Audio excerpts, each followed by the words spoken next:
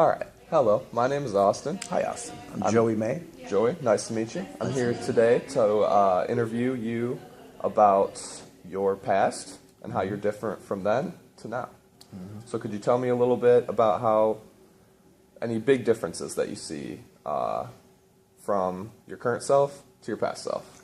I grew up in a family with a father who was an alcoholic. Okay. And so life was pretty chaotic. Okay.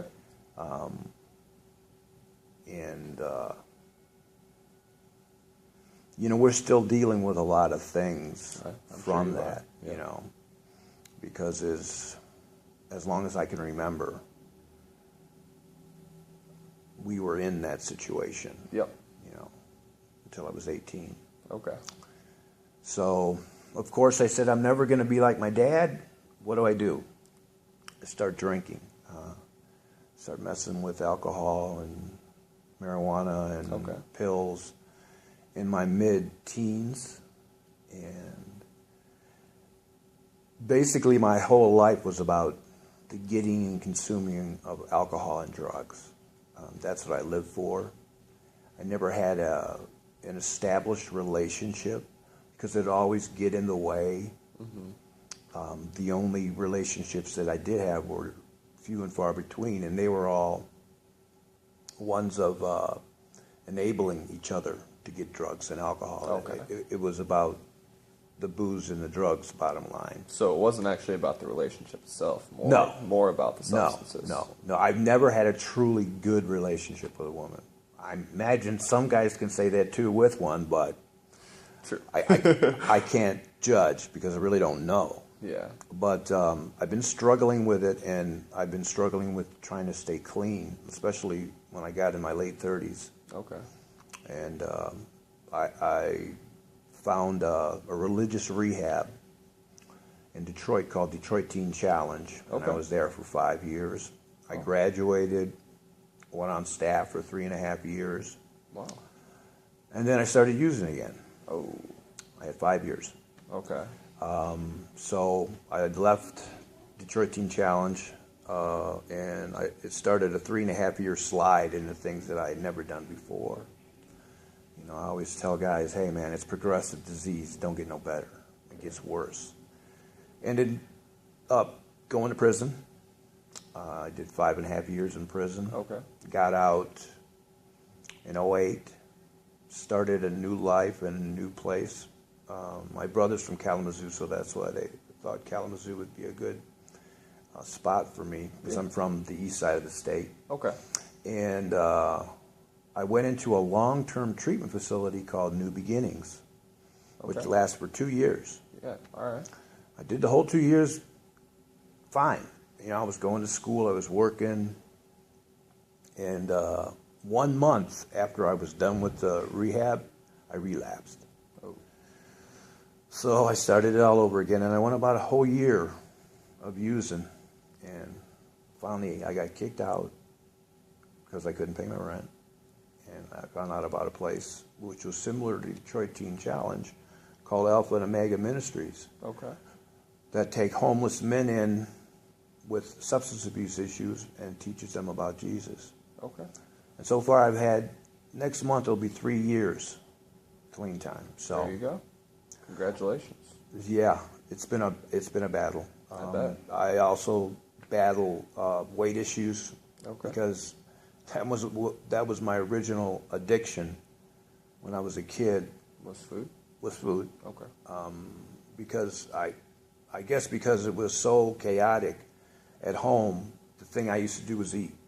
It made me feel better. Okay. Yeah. And so I still battle with that. Okay.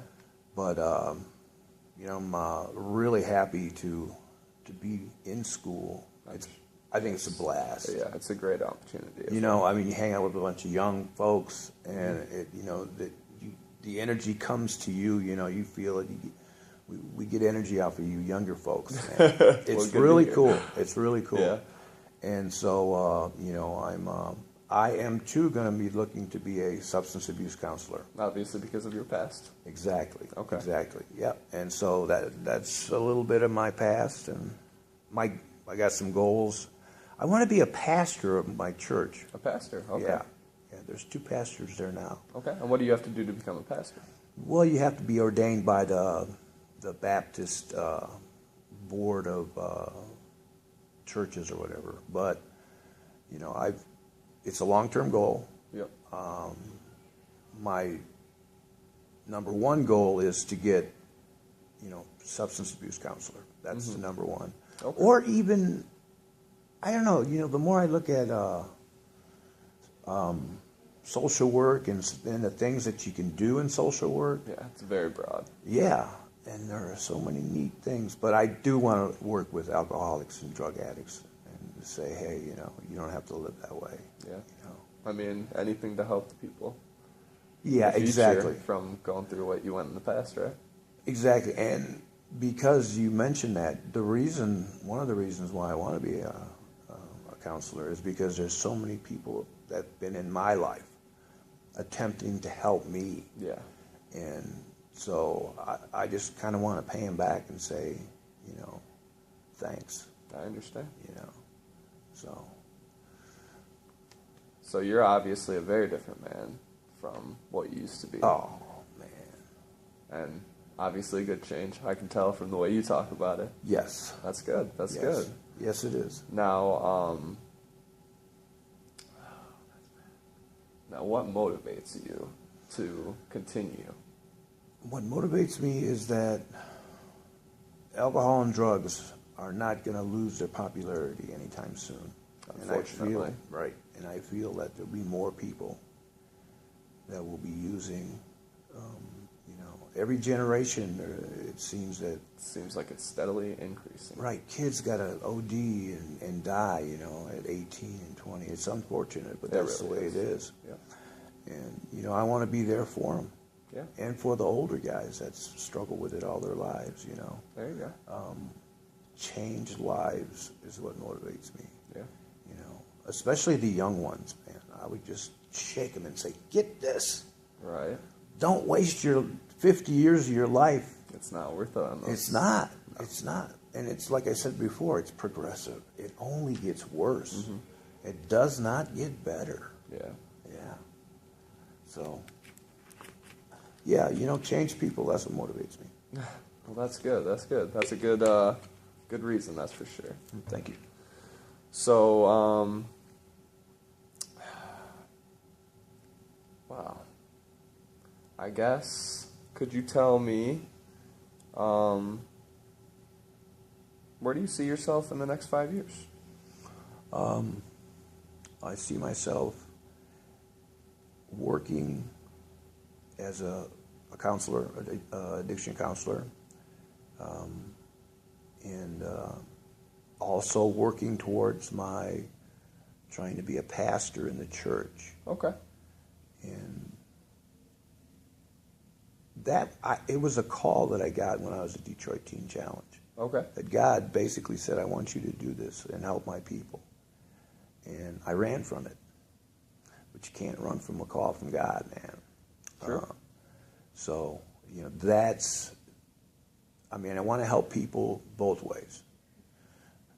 At Alpha and Omega, we got, most of the people that are in the church are alcoholics and addicts, Okay. ex-alcoholics and addicts. So, that's what I see myself in 5 years.